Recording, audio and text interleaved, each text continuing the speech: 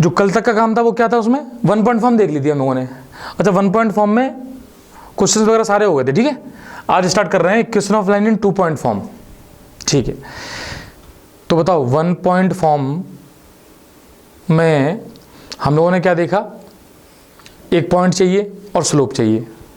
अच्छा अब 2 पॉइंट यदि तुम्हें दिए जाएं तो स्लोप तो वैसे ही निकल के आ जाएगी, क्योंकि 2 पॉइंट से लाइन की स्लोप निकालना हमने सीखा है ना।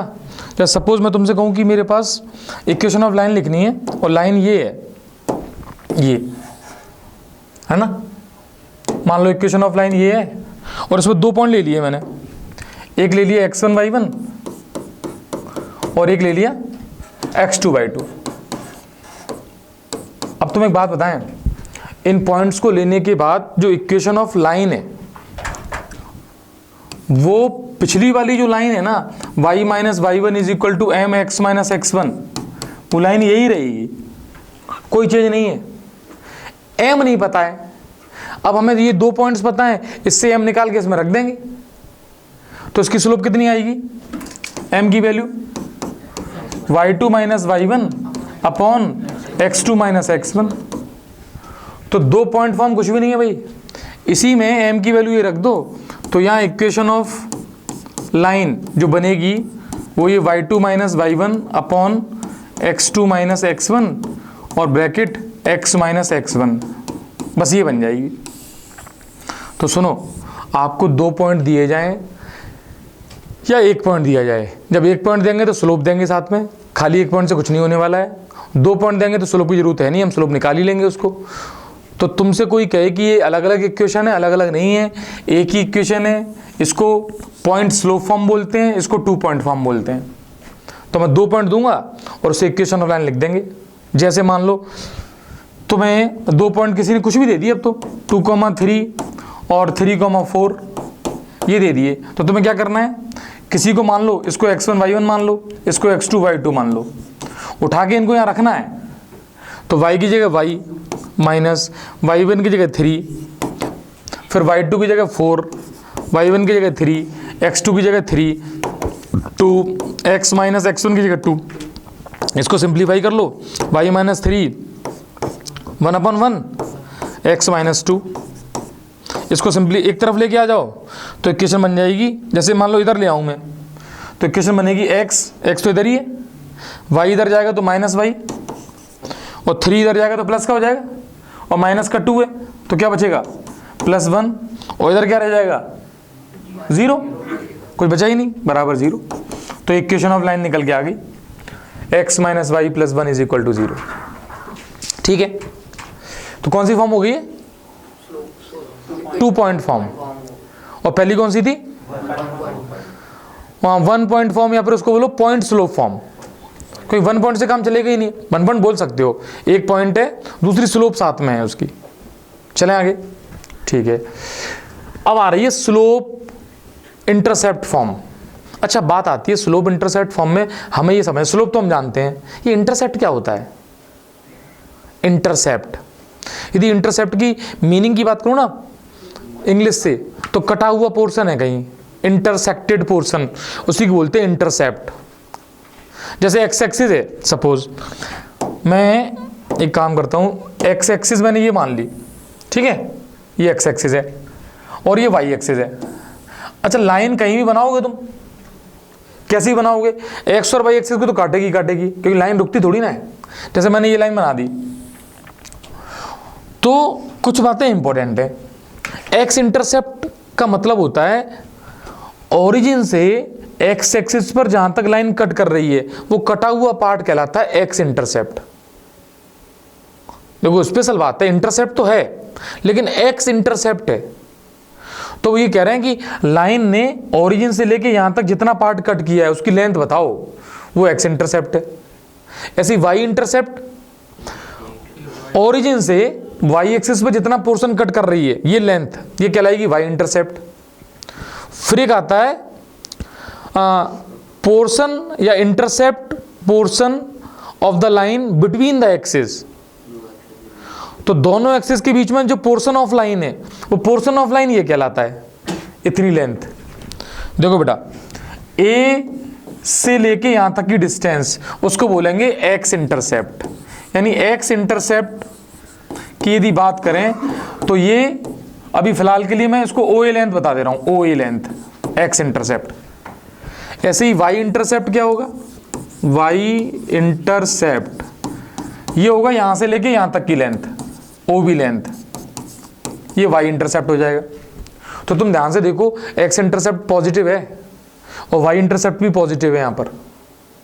क्यों पॉजिटिव है भाई, क्योंकि पॉजिटिव एक्स एक्सिस में है और ये पॉजिटिव वाई एक्सिस में है, इस तरह की लाइन है।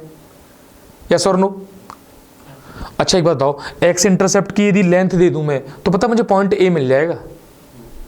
जैसे किसी व्यक्ति ने एक्स इंटरसेप्ट की लेंथ 3 दे दी तो पॉइंट ए क्या मिल जाएगा, 3,0। और जैसे वाई इंटरसेप्ट की लेंथ दे दी 2 तो पॉइंट बी क्या मिल जाएगा, 0,2। तो ये बताओ इस लाइन पे 2 पॉइंट मिल गए ना, एक तो ए मिल गया, एक बी मिल गया। तो अभी हमने पढ़ी थी 2 point form, equation of line आ जाएगी। उसी बात को इसने लिखा है स्लोप इंटरसेप्ट फॉर्म। यानी स्लोप इंटरसेप्ट फॉर्म में ये क्या चाहेगा कि स्लोप भी होगी लाइन की और इंटरसेप्ट भी होगा। अब यहां थोड़ा ये स्पेशल केस है, इसमें इंटरसेप्ट जो होगा वो सिर्फ वाई इंटरसेप्ट होगा, ये वाला इंटरसेप्ट। जैसे मैं लाइन, जैसे मैंने ये ड्रॉ कर ली, देखना एक लाइन मैंने बनाई ये। अब बताना मुझे इस लाइन के लिए यहां से यहां तक की लेंथ कौन सा इंटरसेप्ट कहलाएगी, वाई इंटरसेप्ट। और यहां से यहां तक की लेंथ एक्स इंटरसेप्ट। हाँ लेकिन नेगेटिव है, अब है तो एक्स इंटरसेप्ट ही। अच्छा यदि मैं तुमसे कहूं कि मुझे ये लेंथ दे दी जाए, ध्यान से देखना, ओ से लेके बी तक की लेंथ को मैंने सी मान लिया, ओ बी लेंथ को कितना मान लिया, सी। अच्छा ये दे दिया मुझे, तो पता कुछ नहीं किया, मुझे ये कोऑर्डिनेट मिल गया 0,c। बताओ ये बात सही है? अच्छा एक व्यक्ति ने क्या किया, मुझे स्लोप भी दे दी इसकी लाइन की, जो ये लाइन है इसकी स्लोप उसने m बोल दी। तो बेसिकली उसके थीटा पता होगा, उसने m = tan थीटा से मुझे बता दिया कि भैया ये m है, m ये रख लो आप। तो मुझे यदि m पता है तो याद करो अपनी पहली फॉर्म जिसको बोलते थे पॉइंट स्लोप फॉर्म।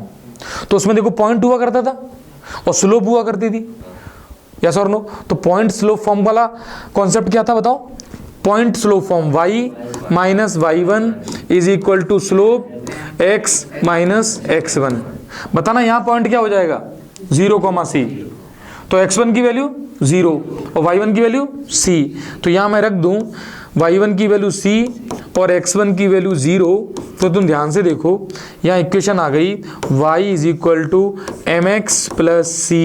ये बहुत फेमस और बहुत इंपॉर्टेंट फॉर्म है, इसको बोलते हैं स्लोप इंटरसेप्ट फॉर्म। जब भी तुम्हें ये फॉर्म मिले, अक्सर तुमसे कहेंगे स्ट्रेट लाइन की इक्वेशन बताओ, तो तुम लोग कहोगे y = mx + c। जिससे हमें दो बातें पता चलती हैं कि m इसकी होती है स्लोप, यानी कोफिशिएंट ऑफ x यहाँ देखोगे वो स्लोप होगी, और जो कांस्टेंट टर्म होगा c ये इंटरसेप्ट होगा। लेकिन कौन सा इंटरसेप्ट होगा, ये y इंटरसेप्ट होगा, y इंटरसेप्ट। कोई पूछे कि y = mx + c क्या है, तो कहोगे लाइन की इक्वेशन है, बहुत बढ़िया है। m क्या है, स्लोप है। c क्या है, y इंटरसेप्ट है। क्योंकि हमें इंटरसेप्ट पता है अब तो हम बताएंगे y इंटरसेप्ट है, यस और नो? तो लाइन की बात ये समझ में आ गई। अभी फिलहाल के लिए इसको ऐसे याद रखते हैं, फिर देखेंगे। जैसे मान लो क्वेश्चन कैसे आएंगे, इधर देखो अब जरा। आपके क्वेश्चंस आने के लिए इंटरसेप्ट आपको दिए जाएं कि y इंटरसेप्ट 3 है, तो तुम्हें समझ में आ रहा है ऊपर 3 काट रहा है। अच्छा कोई क्या y इंटरसेप्ट -3 है, तो नीचे है, नीचे है -3, यहाँ कहीं बन जाएगा। तो क्वेश्चन इस तरीके के होंगे कि इंटरसेप्ट इतना है तो c की वैल्यू दे देंगे डायरेक्ट, पॉइंट कुछ नहीं देंगे, वो कहेंगे y इंटरसेप्ट की वैल्यू इतनी है और स्लोप इतनी है। जैसे मैं कहूँ y इंटरसेप्ट की वैल्यू है -3 और फिर मैं कहूँ स्लोप है 3, इक्वेशन ऑफ बताओ स्ट्रेट लाइन। तो कुछ नहीं करना, y = mx + c, खत्म हो गई लाइन। उठा के पुट करना है, बात समझ में आ गई? पहले 1 पॉइंट फॉर्म याद हो गई, 2 पॉइंट फॉर्म याद हो गई, तीसरी स्लोप और इंटरसेप्ट फॉर्म याद हो गई। जिसको स्पेशल तरीके से याद करो तो कैसे कि स्लोप है और y इंटरसेप्ट फॉर्म है ये। What it? नेक्स्ट चलते हैं, आगे देखते हैं। ये आ रही है इंटरसेप्ट फॉर्म। तो स्लोप इंटरसेप्ट के बाद आई इंटरसेप्ट फॉर्म। अब इंटरसेप्ट तो हम स्टडी कर चुके हैं, अब तो इसमें स्लोप नहीं है। अब स्लोप नहीं है तो पता है इसमें दोनों इंटरसेप्ट दिए जाएंगे तुम्हें।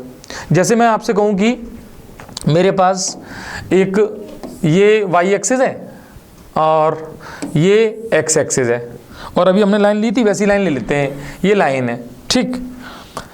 अब बताना यहां से लेके यहां तक की लेंथ ये क्या कहलाएगी? X intercept. और मैंने मान लो एक्स इंटरसेप्ट को मैंने दे दिया, ये डिस्टेंस ए दे दी मैंने, तो पॉइंट ए के कोऑर्डिनेट कितने हो जाएंगे भाई? a, 0। और मैं कहूं कि ओ से लेके दूसरा ये पॉइंट है वो बी है, तो ये जो y इंटरसेप्ट है ये लेंथ b है, तो बताना इसके कोऑर्डिनेट कितने हो जाएंगे? 0, b। अच्छा अभी हमने पढ़ी थी 2 पॉइंट फॉर्म। 2 पॉइंट फॉर्म में था y minus y1 is equal to y2 minus y1 upon x2 minus x1 bracket x minus x1। Yes और नो? तो तुम एक काम करो ना, इसको मान लो x1 y1, इसको मान लो x2 y2, उठा के इसमें रख दो, यही सारे पॉइंट्स इसमें आ जाएंगे। ठीक है, तो यहां पे प्लेस कर देते हैं y माइनस y1 कितना बोलो? 0। y minus y1 is equal to y2 b, y2 minus y1 0, x2 0, x1 a bracket x minus x1 a। तो इक्वेशन आ गई y is equal to minus b upon a x minus a. अब याद रखने के लिए इसको कैसे कर लेते हैं वो समझना है। a का इंटू इधर कर दो और b का इसमें इंटू कर दो, तो a y is equal to minus b x plus a b. अब बी एक्स को इधर ले आओ, a y, या चलो पहले बी एक्स लिख देते हैं, b x plus a y is equal to कितना? A b. इसको याद नहीं करना है, ए बी से डिवाइड कर दो। जैसे ए बी से डिवाइड करोगे तो यहां बनेगा b x upon a b plus a y upon a b plus और is equal to a b upon a b. बोलो a b upon a b कितना? 1। बी से बी कटेगा तो यहाँ क्या बचेगा? x अपॉन ए, और यहाँ क्या बचेगा? y upon b. तो ध्यान से सुनो, x upon a plus y upon b is equal to 1। ये इंटरसेप्ट फॉर्म निकल के आ गई, जिसको तुम देख के बता सकते हो कि इसमें x के नीचे लिखा है वो x इंटरसेप्ट है और जो y के नीचे लिखा है वो y इंटरसेप्ट है। इसलिए इस फॉर्म को इंपॉर्टेंट पार्ट है, क्योंकि जैसे ही इसको देखा तो एक इसको देखा x इंटरसेप्ट है, इसको देखा y इंटरसेप्ट है, तुरंत बता दिया कि x इंटरसेप्ट क्या है, y इंटरसेप्ट क्या है। आई कहां से? ये किस जगह से आई? 2 पॉइंट फॉर्म से। तो देखो ये सारी फॉर्म्स एक ही हैं, इंटर रिलेटेड हैं। ऐसा नहीं है कि तुम इस फॉर्म को कोई स्पेशल तरीके से देख लो कि सर अलग से कोई फॉर्म आ गई क्या। तुम ध्यान से देखोगे ना तो लाइन की इक्वेशन ड्रॉ करने के लिए मुझे 1 पॉइंट चाहिए और स्लोप चाहिए, या मुझे 2 पॉइंट चाहिए, फिर उनके अलग अलग डिफरेंट फॉर्म से ले आते हैं। सब उन्होंने क्वेश्चन बनाना है। तो क्वेश्चन में मैंने क्या किया कि x और y इंटरसेप्ट दे दिए। मैंने कहा कि भाई x इंटरसेप्ट है वो है x इंटरसेप्ट। अच्छा ये बताओ x इंटरसेप्ट नेगेटिव भी हो सकता है क्या? हो सकता है, क्योंकि x इंटरसेप्ट इस तरफ काट रहा है तो नेगेटिव हो जाएगा। देखो इंटरसेप्ट फॉर्म में तो नेगेटिव होगा, डिस्टेंस नेगेटिव नहीं होती है, लेकिन वो बोले एक्स इंटरसेप्ट तो नेगेटिव पॉजिटिव हो सकते हैं। और नेगेटिव का मतलब क्या? नेगेटिव डायरेक्शन में कट कर रहा है। जैसे मैंने ले लिया एक्स इंटरसेप्ट -3 है और वाई इंटरसेप्ट भी मैंने नेगेटिव ले लिया, ये -4 है। अब करें इक्वेशन ऑफ लाइन लिखो, मुझे कुछ नहीं करना है, मुझे x अपॉन -3 लिखना है प्लस y अपॉन -4 लिखना है इज इक्वल टू 1 लिखना है। ये इक्वेशन ऑफ लाइन आ गई। बस चाहो तो एलसीएम लेके क्रॉस मल्टीप्लाई कर लो बस। तो -4x -3y is equal to 12 और माइनस मैंने यही छोड़ दिए, तुम चाहो माइनस को उधर ले जाओ। तो तुम लिखोगे 4x plus 3y is equal to -12 और इधर लाके लिखोगे तो इक्वेशन बनेगी 4x plus 3y plus 12 is equal to 0। ये कौन सी फॉर्म आ गई? Intercept form. पहली पॉइंट स्लोप फॉर्म, दूसरी 2 पॉइंट फॉर्म, तीसरी स्लोप इंटरसेप्ट फॉर्म और ये स्पेशली इंटरसेप्ट फॉर्म। पता है स्टैंडर्ड फॉर्म जो है वो 3 है। स्टैंडर्ड फॉर्म 3 कौन कौन सी है? पहली है slope intercept form y is equal to mx plus c, दूसरी है ये x intercept form x upon a plus y upon b is equal to 1, और तीसरी आएगी उसको पढ़ेंगे, वो कहलाती है normal form. Slope intercept, intercept और नॉर्मल फॉर्म। अच्छा, तीनों एक जैसी हैं, तीनों इंटरचेंजेबल हैं। और दो फॉर्म कौन कौन सी थी वो? 1 पॉइंट फॉर्म बोल सकते हो उसको, हालांकि उसमें भी स्लोप चाहिए, और 2 पॉइंट फॉर्म है। अच्छा, स्लोप इंटरसेप्ट फॉर्म में क्या चाहिए? स्लोप इंटरसेप्ट इक्वेशन तो इस लाइन की होगी, और ये जो है ना ये लाइन, ये ओरिजिन से इस पे परपेंडिकुलर है, इस लाइन पर ओरिजिन से परपेंडिकुलर डाला गया है, और ये तुम्हें दिया जाएगा पूरा सब कुछ। यानी क्वेश्चन ये कहेगा कि ओरिजिन से परपेंडिकुलर की लेंथ देगा, एक तो लेंथ मतलब तुम इसको ओ मान लो, इसको कैपिटल पी मान लो, चलो तो ओपी की जो लेंथ है ये देगा, ओपी लेंथ, इसको मैंने स्मॉल पी माना हुआ है अभी, ये मिलेगी। और तुम्हें मिलेगी, समझना इधर, ये जो नॉर्मल है पॉजिटिव एक्स एक्सिस से जो एंगल बनाएगा ये एंगल भी दिया जाएगा, और इसी एंटी क्लॉकवाइज सेंस में पॉजिटिव एक्स एक्सिस से एंगल बनाया हुआ भी मिलेगा तुम्हें। जैसे मैं फिलहाल इसको थीटा मान ले रहा हूं, ये भी मिलेगा। तो क्या क्या हुआ कि हमें एक तो ओरिजिन से उस लाइन पर परपेंडिकुलर डाला जा रहा है, उस परपेंडिकुलर की लेंथ मिलेगी, यस और नो। और दूसरा में क्या मिलेगा भाई, जो परपेंडिकुलर, वो जो परपेंडिकुलर है जो ओरिजिन से जा रहा है वो पॉजिटिव एक्स एक्सिस से कितना एंगल बना रहा है। अच्छा, अब बात आती है इस लाइन की इक्वेशन लिखनी है, तो कैसे लिखी जाएगी इस लाइन की इक्वेशन? अच्छा, लाइन की इक्वेशन के बहुत सारे तरीके हैं। जैसे अपने पास 2 पॉइंट फॉर्म है, अपने पास इंटरसेप्ट फॉर्म है।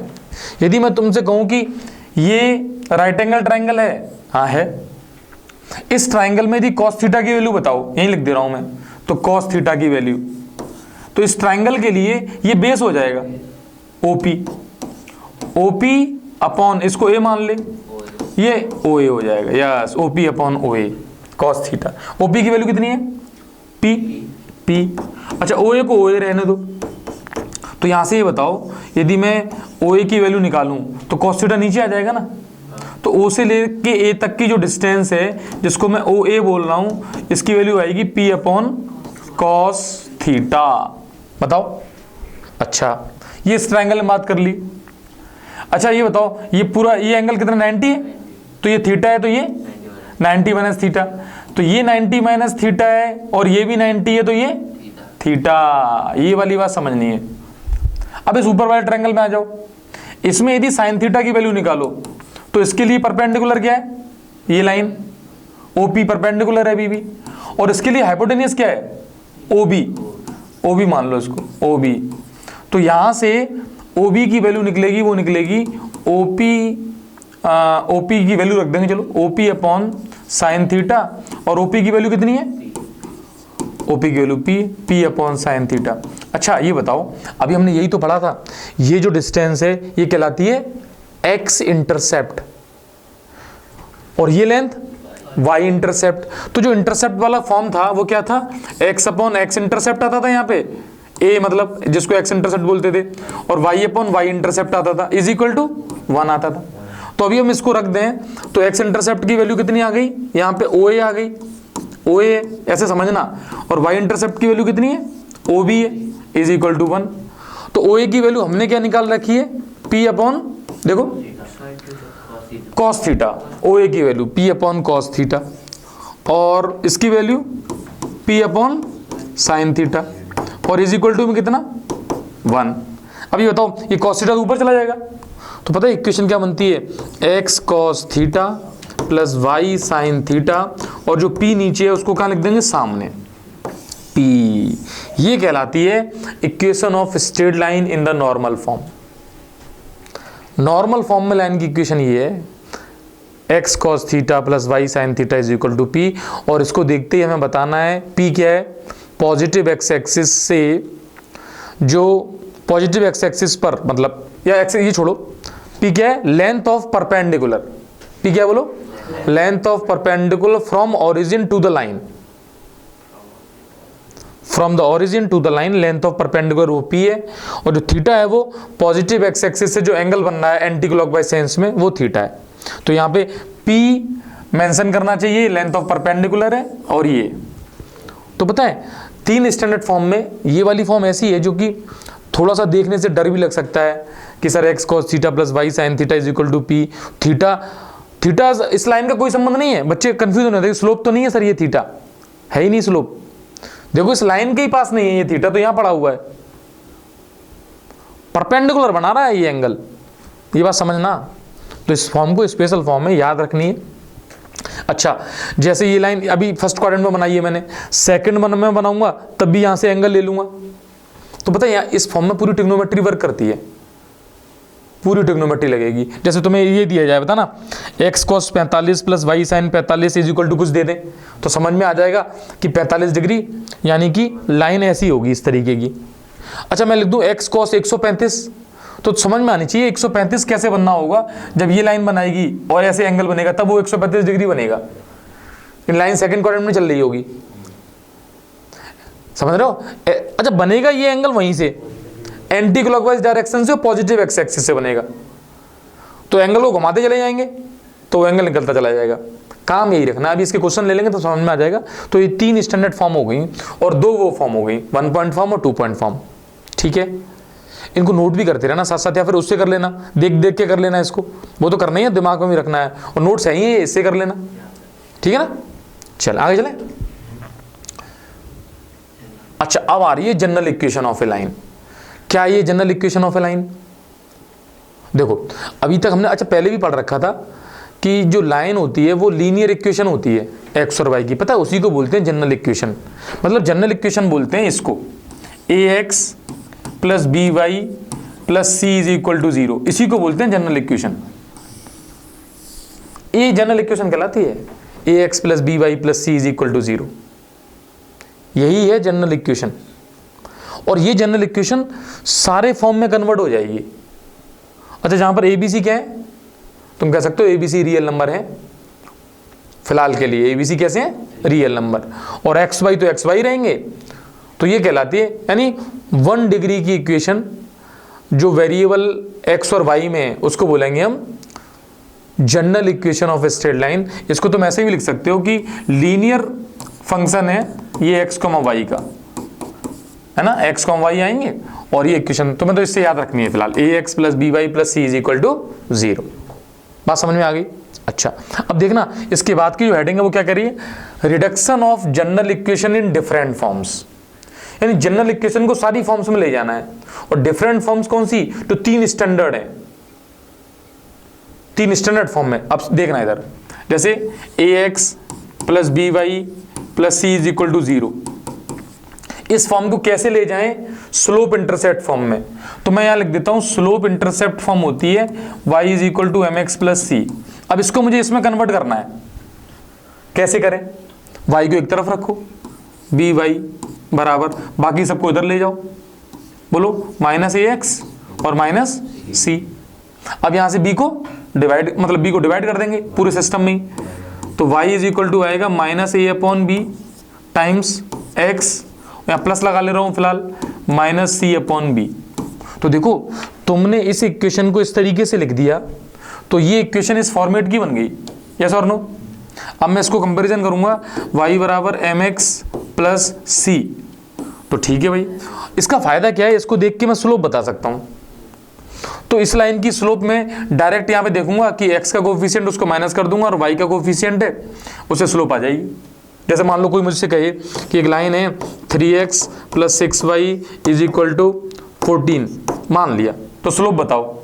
भाई साहब मैं तुरंत ये दिमाग लगाऊंगा ना, तो स्लोप की वैल्यू आ जाएगी -3/6 यानी -1/2। कुछ नहीं करना, स्लोप होता है माइनस टाइम एक्स का कोफिशिएंट अपॉन वाई का कोफिशिएंट, तो माइनस यहाँ पे लगा दिया x अपॉन वाई, स्लोप निकल के आ गई। यानी लाइन जब तुम्हें इस तरीके से दी जाए तो यहाँ कन्वर्ट करके स्लोप तो बता ही सकते हो। हाँ, तुम ये भी बता सकते हो इस केस में कि y इंटरसेप्ट कितना है, y इंटरसेप्ट ये पीछे वाला बन जाएगा जो भी बचा है, इसमें आ जाएगा -14, आएगा कि नहीं आएगा, नहीं -14 नहीं आएगा, ऐसे नहीं, पहले कन्वर्ट करेंगे इस फॉर्म में। लाइन तो ये है, तो पहले 6y को यहाँ रखेंगे, ठीक है, और बाकी सबको उधर ले जाएंगे इसको, तो माइनस का 3x प्लस 14, अब 6 से डिवाइड कर देंगे तो -3/6x प्लस 14/6, ये आ रहा है अब इंटरसेप्ट 14/6 यानी 7/3, ये आ जाएगा। अच्छा, ये तो हुई इस फॉर्म में कन्वर्ट करना। अब दूसरी फॉर्म की बात करते हैं कि सर ये तो होगी स्लोप इंटरसेप्ट फॉर्म। अब कैसे कन्वर्ट करोगे इंटरसेप्ट फॉर्म में? है तो यही, इसी को कन्वर्ट करना है, ax plus b y plus c को इज इक्वल टू 0, इसको ले जानी इंटरसेप्ट फॉर्म में। तो पहले तो इंटरसेप्ट फॉर्म पता होनी चाहिए, क्या होती है बोलो? Intercept form x upon a plus y upon b is equal to 1। तो ये इसमें कैसे जाएगी अब? तो देखो ax प्लस बी वाई, इसी को उधर ले जाए तो क्या बन जाएगा? माइनस सी। अब इस माइनस सी से डिवाइड कर दो, तो ax upon minus c plus b y upon minus c plus minus c upon c, 1 आ गया। 1 चाहिए हमें, अब 1 चाहिए तो 1 आ गया। अब इसे को नीचे कर दो, तो x upon minus c upon ए यहाँ आ गया, plus y upon minus c upon B ये आ गया, इज इक्वल टू 1 आ गया। तो बस ये कन्वर्ट हो गई। अब तुम ये कहलाएगा x इंटरसेप्ट, ये कहलाएगा y इंटरसेप्ट। और याद भी रखेंगे हम, x के नीचे x इंटरसेप्ट, y के नीचे y इंटरसेप्ट। जैसे मान लो पिछली इक्वेशन थी, कौन सी थी वो? 3x plus 6y is equal to, अब 14 की 12 ले लिया मैंने, मान लिया 12 ले लिया, तो 12 से डिवाइड कर दो, तो क्या आएगा 12 से डिवाइड करके? 3x upon 12, 6y upon 12, 12 upon 12, तो बोलो कितना बचा? x upon 4, y upon is equal to 1। तो बताओ इसका x इंटरसेप्ट कितना है? 4, और y इंटरसेप्ट कितना है? 2। ठीक है, तो ये x इंटरसेप्ट y इंटरसेप्ट निकल के आ जाएगा। तो अच्छा ऐसी, मतलब हमने 2 फॉर्म में कन्वर्ट कर लिया, क्यों? अब तीसरी फॉर्म कौन सी है? Normal form. अब ये सबसे इंपॉर्टेंट है कि नॉर्मल फॉर्म में कैसे कन्वर्ट करते हैं। बेटा कन्वर्जन ऑफ नॉर्मल फॉर्म, देखो आगे शायद हेडिंग भी पढ़ी हो, नहीं पढ़ी, चलो क्वेश्चन स्टार्ट हो रहे हैं तो मैं यहाँ पे लिख देता हूँ। कैसे कन्वर्ट करेंगे इस फॉर्म को नॉर्मल फॉर्म में, ये अलग से हेडिंग मान लो कि नॉर्मल फॉर्म में कैसे कन्वर्ट करते हैं। मतलब मुझे इसके स्टेप्स याद रखना, मुझे किसी भी इक्वेशन को, जैसे ये इक्वेशन है जनरल इक्वेशन, इसको कन्वर्ट करना होगा x कॉस अल्फा या theta plus y sine theta is equal to p में। तो किस तरीके से मैं कन्वर्ट करूंगा? ठीक, अब सुनना इसके स्टेप्स, ये बहुत इंपॉर्टेंट है। सबसे पहला स्टेप है स्टेप 1 कि जो कांस्टेंट है उसको उधर ले जाओ। तो स्टेप 1 में कांस्टेंट को ले गए उधर, साथ साथ नोट कर सकते हो तुम इस चीज को वैसे, और देख भी सकते हो उसमें। इसको ले गए उधर, उधर ले गए। अच्छा यहां तुम्हें माइनस सी लग रहा होगा, देखो इधर माइनस सी लग रहा है कि माइनस सी है। अच्छा ये तो सी पर डिपेंड करेगा कि सी निगेटिव है पॉजिटिव है, फिलहाल के लिए माइनस सी है। अब बात सुनना, स्टेप फर्स्ट में सी को उधर ले जाने के बाद जो स्टेप फर्स्ट के अंदर लिख लो, स्टेप 2 लिख लो, जो RHS है ये पॉजिटिव होनी चाहिए। RHS must be positive. यानी तुम किसी भी एग्जाम्पल को यदि देखो और तुम्हें RHS नेगेटिव दिखाई दे, जैसे यहाँ माइनस सी दिखाई दे रहा है मुझे, मैं सी को भी पॉजिटिव मान रहा हूँ, मतलब मैं इस क्वेश्चन के लिए सी को पॉजिटिव लेके चल रहा हूँ और मुझे ये नेगेटिव दिखाई दे रहा है, तो मैं इस माइनस को यहाँ से हटाऊंगा। सबसे पहले RHS पॉजिटिव होनी चाहिए, तो माइनस के उठा के मैंने क्या किया, RHS मस्ट बी पॉजिटिव, तो मेरी ये फॉर्मेशन बन जाएगी minus AX minus BY is equal to c. बोलो ये कैसे बना? माइनस इनटू कर दिया। ठीक, अच्छा अब ये स्टेप 2 हो गया। स्टेप 3 है divided by under root. Under root में पता क्या है? कोफिशिएंट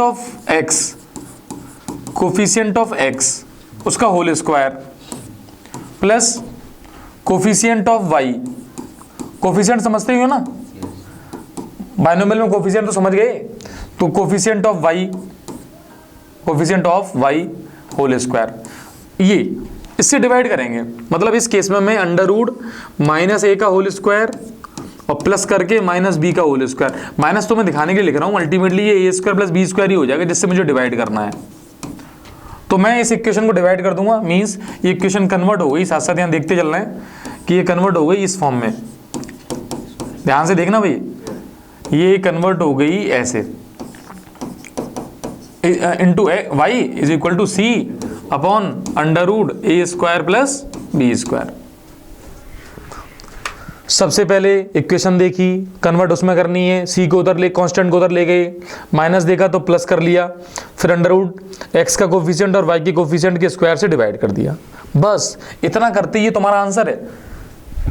मींस इसको तुम्हें x cos theta plus y sine theta is equal to p समझना भाई। बेटा यहां पे जो भी आएगा ना, ये कॉस थीटा की वैल्यू आएगी, ये एक्स के साथ जो लगा हुआ है, एक्स के साथ जो इतना ये पोर्शन लगा हुआ है, एक्स को छोड़ दो तो ये कॉस थीटा है, कुछ नहीं, ये आएगा -1/2 √3/2 ऐसी वैल्यू निकलेगी, तो ये कॉस थीटा है। करस्पॉन्डिंग ये साइन थीटा मिल जाएगा। और यहाँ पूछा जाता है कि परपेंडिकुलर की लेंथ बताओ, तो वो c upon under root a square plus b square है, ओरिजिन से परपेंडिकुलर की लेंथ। ये तीन बातें इसके साथ याद होनी चाहिए। अभी तुम क्वेश्चन देखोगे, शायद अगला क्वेश्चन यही है कि रिड्यूस करना है इसको इन सारी फॉर्म्स में। इधर देखो, ये बात समझ में जैसे आ गई, मान लो अब क्वेश्चन देखना क्या लिखा है, reduce this into intercept form. अभी इंटरसेप्ट फॉर्म में रिड्यूस करवा रहा है बस। हैंस फाइंड, देखना लेंथ ऑफ पोर्शन। अब लेंथ ऑफ पोर्शन क्या होता है ये समझ में आना चाहिए, बताया था। जो पोर्शन कट करता है वो उसको बोलते हैं length of portion of the line intercepted between the axis. ये तुम्हारा जो सिस्टम है ये इस फॉर्म पे है, जैसे हमने जो ये पढ़ा था इंटरसेप्ट फॉर्म। अच्छा, इंटरसेप्ट फॉर्म का डायग्राम भी दिमाग में होना चाहिए, समझना इन तीनों फॉर्म के लिए।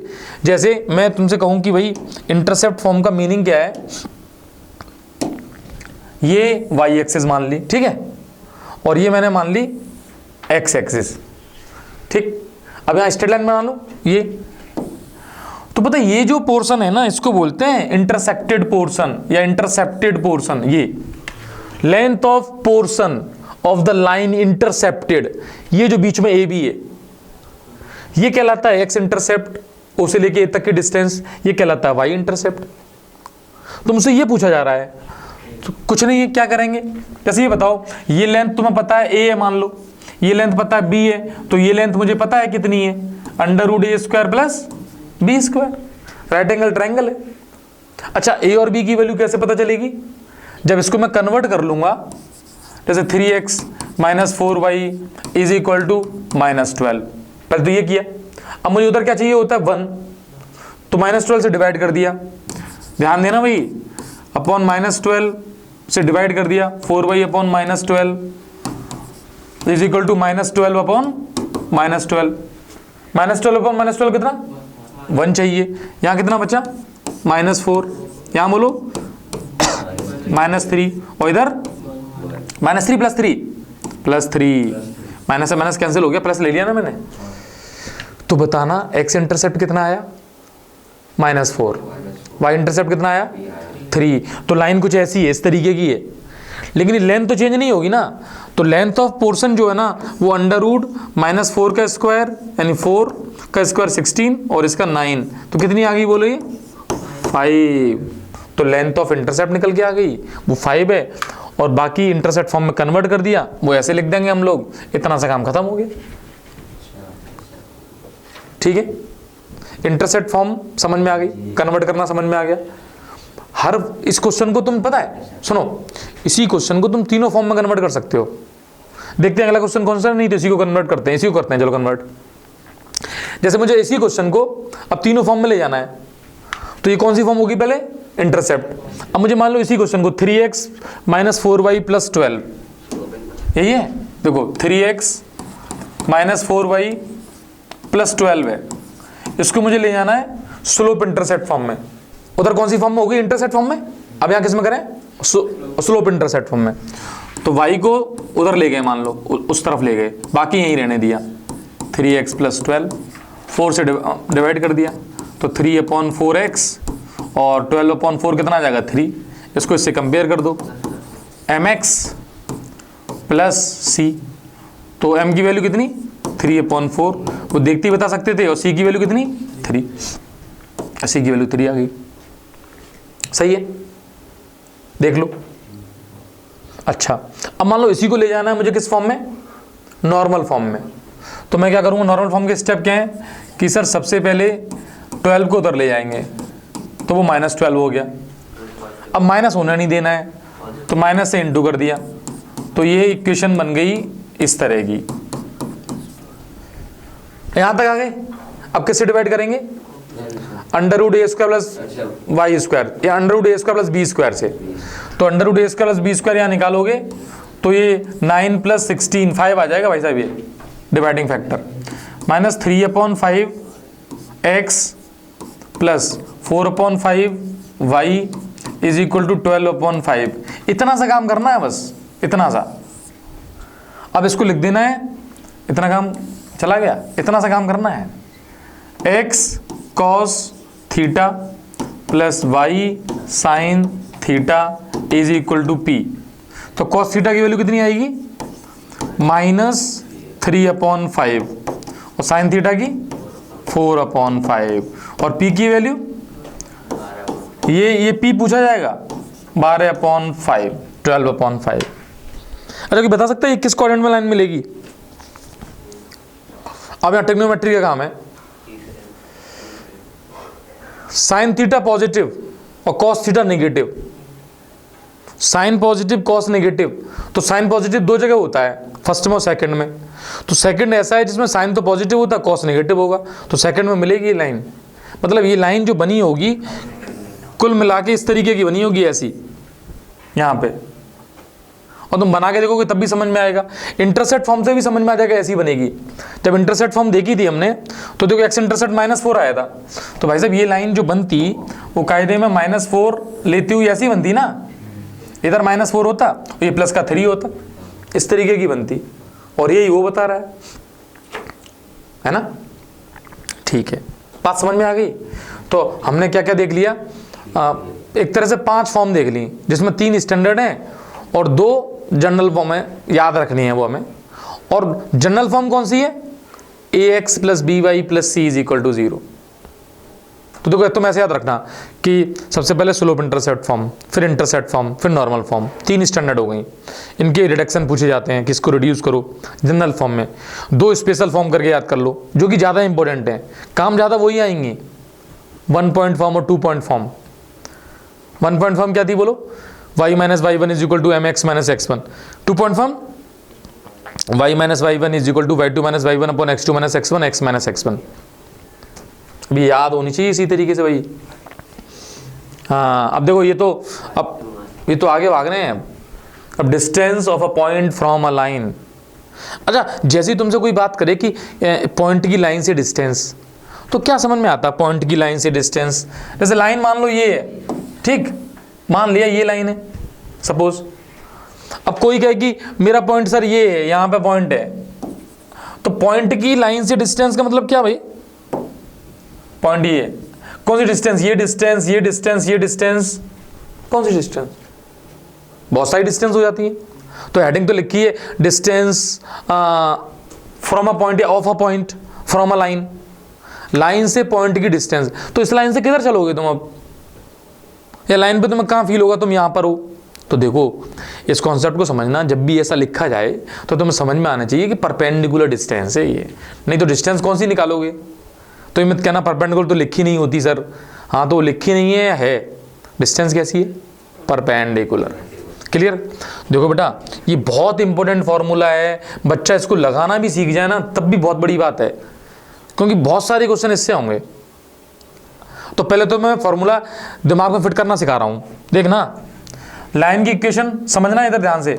लाइन की इक्वेशन है ax + by + c = 0 और पॉइंट है x1 y1। ठीक, अब ये जो डिस्टेंस है यहां से इस पॉइंट से इस लाइन की जो परपेंडिकुलर डिस्टेंस है, ये जिसको तुम कुछ भी नाम दे सकते हो, अभी मैं अभी दे रहा हूं इसको p मान ले रहा हूं, p डिस्टेंस। अब देखना ये क्या आएगी। इस लाइन की इक्वेशन को देखो, उस लाइन की इक्वेशन पे x की जगह वो x1 रख दो, बाकी कोई चेंज नहीं करना है। y की जगह y1 पॉइंट आ जाएगा, y1 मतलब आ जाएगा, plus c upon √a² + b²। तुम एक बार तो इसको सिर्फ लगाना ही सीख लो पहले तो, और इसका आएगा मॉड, क्योंकि डिस्टेंस कभी भी नेगेटिव होती नहीं है। ax1 + by1 + c upon √a² + b²।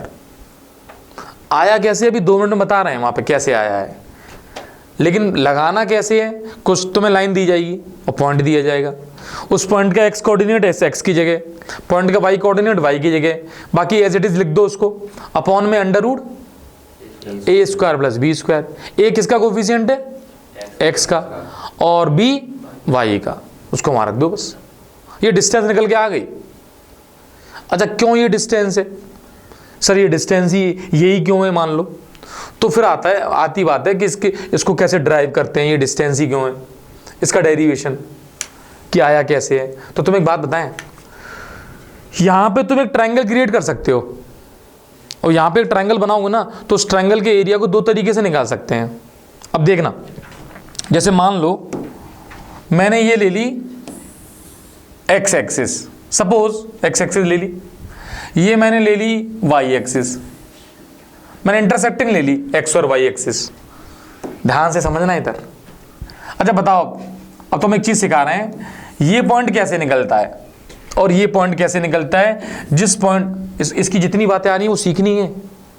पहली बात तो यही है कि कोई लाइन किसी भी लाइन को काट रही है, वो पॉइंट कैसे निकालते हैं, दोनों को सॉल्व करके।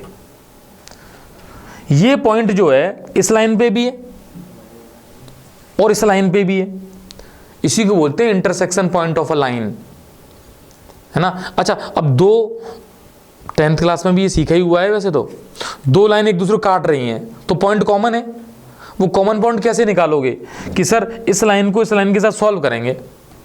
तो बताओ इस लाइन की इक्वेशन क्या है, y is equal to 0, x axis की इक्वेशन क्या थी, y इज इक्वल टू 0। तो y इक्वल टू 0 और ये इन दोनों को सॉल्व करना है। तो कभी भी जब 2 इक्वेशन को सॉल्व की जाने का मतलब क्या है, इन दोनों में से इसकी वैल्यू निकाल के इसको डाल दो, उसकी वैल्यू निकाल के इसमें डाल दो, इसको बोलते हैं सॉल्व करना। तो जैसे y की वैल्यू निकाल के इसमें डालूंगा मैं 0, तो यहाँ y 0 हो जाएगा, तो यहाँ से x कितना निकलेगा, ax plus 0 plus c is equal to 0, c उधर जाएगा तो x की वैल्यू आएगी -c अपॉन a। तो सुनो ये पॉइंट आ गया -c अपॉन a, 0। आज की बात ये भूलना नहीं है कि हमें इंटरसेक्शन पॉइंट कैसे निकालना है, कैसे निकालना है, दोनों इक्वेशन को सॉल्व करना है। और दोनों इक्वेशन को सॉल्व करने का मतलब ये है, जो काम तुम 9th और 10th में लीनियर इक्वेशन में करते थे, एलिमिनेशन मेथड, सब्स्टिट्यूशन मेथड, उससे दोनों को सॉल्व करना है बस। यहाँ पे मैंने सब्स्टिट्यूट कर दिया है, इसकी वैल्यू उठा के उसमें डाल दी। ऐसे ही ये पॉइंट कैसे निकलेगा, ये पॉइंट कहां पर है, y एक्सिस पर। y एक्सिस की इक्वेशन क्या है, x इक्वल टू 0। तो तुम्हें x इक्वल टू 0 लाइन और इस लाइन को सॉल्व करना है, तो इसका x को 0 रख देना है, तभी निकलेगा। तो ये कितना आएगा, 0 माइनस c अपॉन b। ये बात समझ में आएगी नहीं आई। अच्छा, और ये पॉइंट कौन सा है, ओरिजिन है। तो मुझे ये बताओ, यदि मैं तुमसे ये बात कर लूं कि ये सारा सिस्टम मैंने क्रिएट कर लिया, एक बात और है, ये पॉइंट तो मुझे दिया ही हुआ है, तो मैंने एक काम किया, एक ट्रायंगल यहाँ क्रिएट किया, तो मैंने इसको ज्वाइन कर दिया ऐसे, और यहीं से इस पॉइंट से इसको ज्वाइन कर दिया, है ना। और इसका नाम मैंने P मान लिया, इसको पॉइंट A मान लिया, इसको पॉइंट B मान लिया। अब बताना ट्रायंगल PAB का एरिया कैसे निकलेगा, PAB का बताओ, ट्रायंगल लेडर फॉर्मूले से निकल जाएगा। Very good. ट्रायंगल PAB का एरिया तो 1/2 और 1/2 के बाद कोऑर्डिनेट लिख दो। जैसे मैंने लिखा, मान लो x1 y1, फिर मैंने लिख दिया 0 माइनस c अपॉन b, फिर मैंने लिखा -c अपॉन a, 0, और फिर यहाँ पर रिपीट कर दूंगा कौन सा, x1 y1। तो ये एरिया आ जाएगा, यस और नो। तो कितना आएगा ये एरिया, 1/2, क्रॉस मल्टीप्लाई करेंगे तो -c x1 अपॉन b, ये 0 हो गया, यहाँ पे आएगा -c y1 अपॉन a, ये 0, यहाँ पे कितना आएगा, c और c। अच्छा पहले माइनस आएगा प्लस आएगा, 3 माइनस हो जाएंगे, माइनस आ जाएगा, तो -c² अपॉन ab, और ये 0 हो जाएगा। इतना सा एरिया है। मॉड लगेगा तो एरिया पॉजिटिव होगा, माइनस से इफेक्ट पड़ेगा नहीं। तो इस एरिया को मैं यहाँ लिख देता हूँ एक बार, तो एरिया आ गया 1/2, माइनस को मैंने हटा ही दिया एक तरीके से, ठीक है। तो 1/2 के बाद मैं लिखूंगा यहाँ पे mod CX1 upon B plus CY1 upon A plus C² upon AB। ये याद रखना, उस पेज पे चलना पड़ेगा। CX1 अपॉन B से याद कर लो।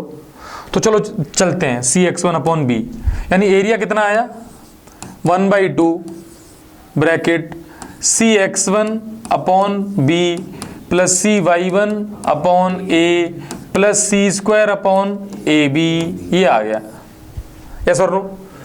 अच्छा एक बात बताओ, ये जो ट्राइंगल है अपने पास, ये इसका एरिया तो एक तरीके से और निकल सकता है, क्या? 1/2 बेस इंटू हाइट। मुझे बेस की लेंथ भी मैं निकाल सकता हूँ क्योंकि मुझे दोनों पॉइंट पता है डिस्टेंस फॉर्मूले से, और जो हाइट है वही तो निकालनी है मुझे। ये हाइट है वही तो कहलाएगी परपेंडिकुलर डिस्टेंस P, इसी को तो परपेंडिकुलर डिस्टेंस बोल रहे हैं। हाँ, तो और दोनों एरिया इक्वल कर दूंगा मैं, मींस पहले इन दोनों पॉइंट्स के बीच की डिस्टेंस, AB पॉइंट के बीच की डिस्टेंस निकालनी है। तो कौन सा फॉर्मूला लगेगा बोलो? √(x2 - x1) का whole square plus y2 - y1 का होल स्क्वायर। और जैसे ये डिस्टेंस आ जाएगी वैसे इसमें लिख दूंगा। तो देखना A से B तक की डिस्टेंस कितनी है?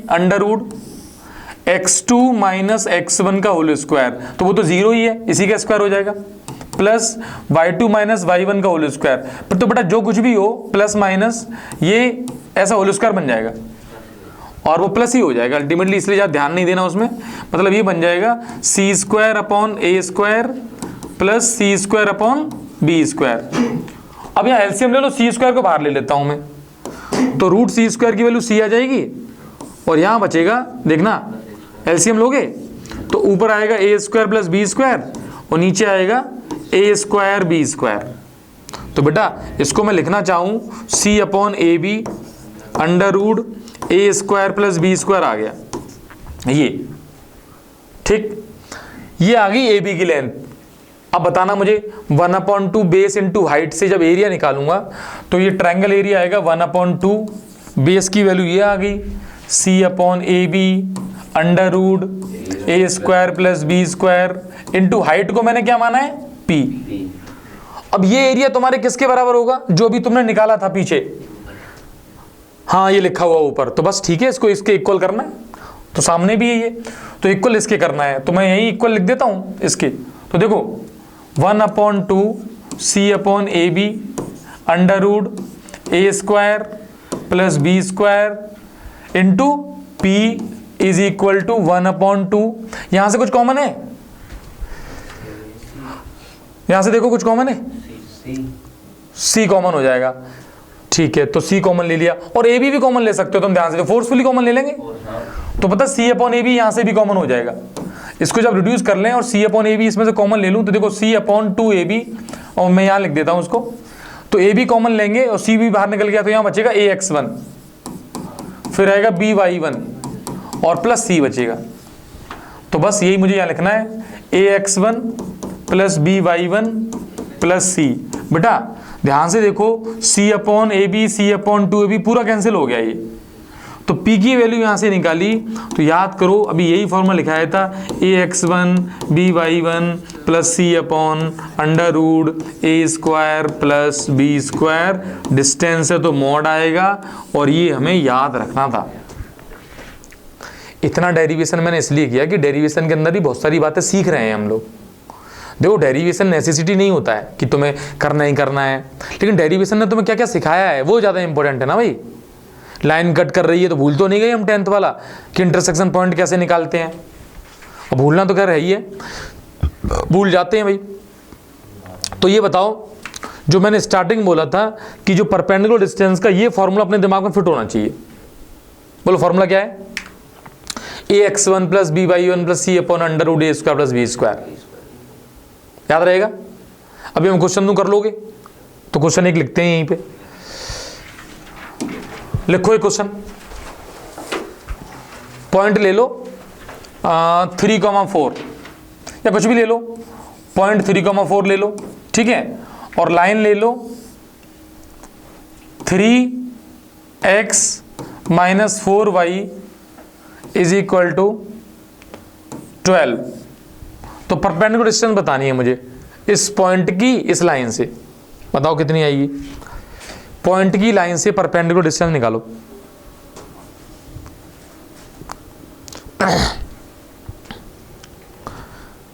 इस पॉइंट की इस लाइन से जो परपेंडिकुलर डिस्टेंस है वो निकालनी है।